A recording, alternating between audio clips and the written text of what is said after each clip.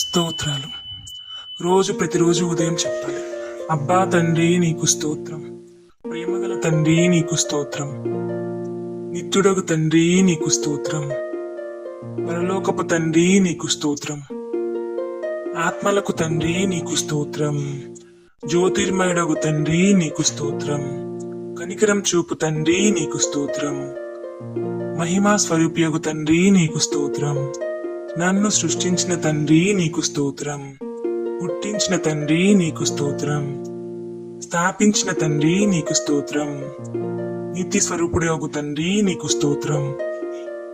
నా తండ్రి నీకు స్తోత్రం, మాకందరికి తండ్రి నీకు స్తోత్రం,